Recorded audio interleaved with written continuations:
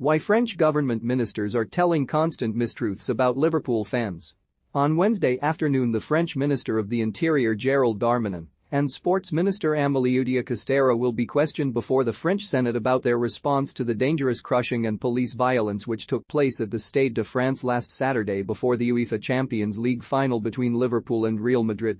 The pair have repeatedly sought to blame Liverpool fans for the chaotic scenes which occurred in St. Denis, despite mountains of video evidence proving that fans, including women and children, arrived on time early for the game, were held in dangerous crushes outside locked turnstiles for over 2.5 hours in the run-up to kick-off, and were pepper-sprayed and beaten by local military police officers.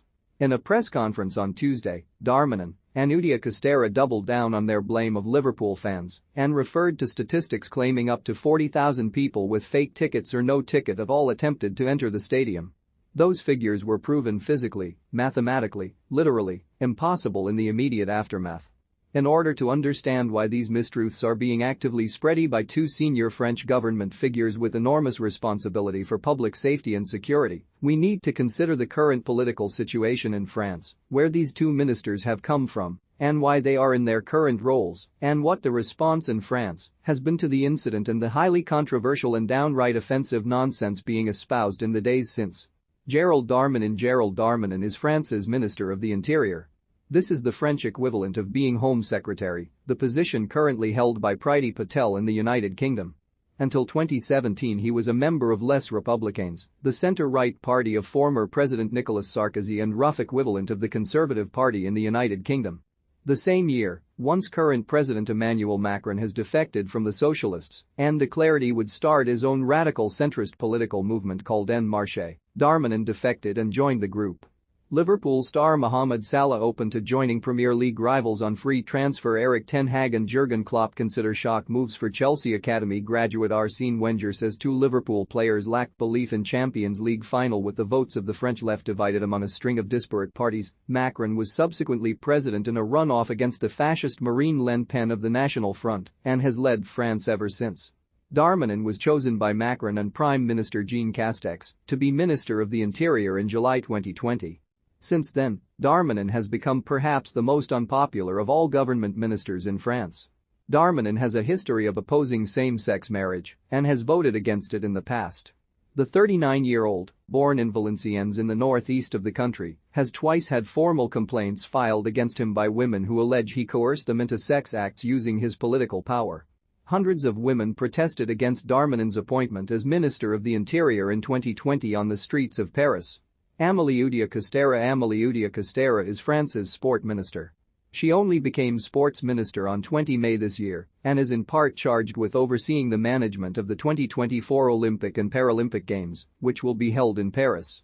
The 44-year-old is a former professional tennis player who reached a career-high rank of 251 on the women's tour in 1995 before retiring a year later. She qualified for the French Open at Roland Garros once in 1994, losing comprehensively in the first round. In 2006 she married Frédéric Oudéa, the current president of the European Banking Federation and CEO of enormous French bank Société Générale. In 2016 Oudéa defended the use of offshore banking in tax havens to avoid paying tax after the release of the Panama Papers. Oudéa-Castéra has been a close friend of President Macron for over 20 years, and they both attended the prestigious National School of Administration in Strasbourg, which produced a majority of French presidents, prime ministers and government officials since its opening in 1945 until its closure at the end of last year. What has been the reaction to Darmanin and Oudéa-Castéra's mistruths? This week, Twitter polls conducted by French news media organization RMC have seen 94% of respondents declare that Darmanin is lying about events at the Stade de France and the behavior of Liverpool fans, while another saw 89% say that he should resign over the matter.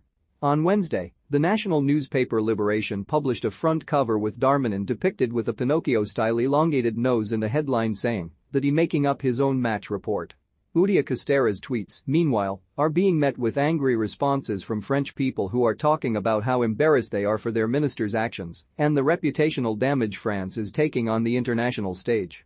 In media appearances I have made in France across the course of the week on major networks including France Info, France 4, Canal+, BFM TV, presenters and guests have nodded when I have called the claims made by ministers physically impossible and untrue. They are asking questions about the severity of the trauma some fans have suffered and the danger of a major diplomatic incident breaking out between the United Kingdom and France. Why would these ministers speak mistruthfully to the public? Though Macron was re-elected for another 5-year presidential term earlier this year, on 12 and 19 June, French voters will go to the polls to vote for their MPs. Macron's political coalition is very unstable. Because his movement is so new, its members come from different spots on the political spectrum, and he had lurched increasingly rightward on social issues including policing, poverty and immigration, in order to counteract the threat of extreme right-wing politicians Le Pen and Eric Zemmour. The 44-year-old president is by no means popular, and his current approval rating with the general public is hovering around the -13% mark. He was re-elected in the absence of an alternative the French population deemed credible and was helped back into power in the second round of the presidential contest by voters of other parties who sought to vehemently oppose Le Pen, his opponent. What that all means is that the positions of senior politicians in the French government are at risk. En Marche won an absolute majority in 2017, taking 43% of the vote and 308 seats. This time they are polling at only 26%, with the far-right National Front led by Le Pen breathing down their necks on 21% and the leftist coalition NUPES taking the lead on 28%. What the French government is doing is trying to blame a faceless mass of foreign people for its own abject failures. This is a common government tactic all around the world, every single day, and we see it in the UK habitually when migrants, refugees and asylum seekers are blamed for social issues created by those in power.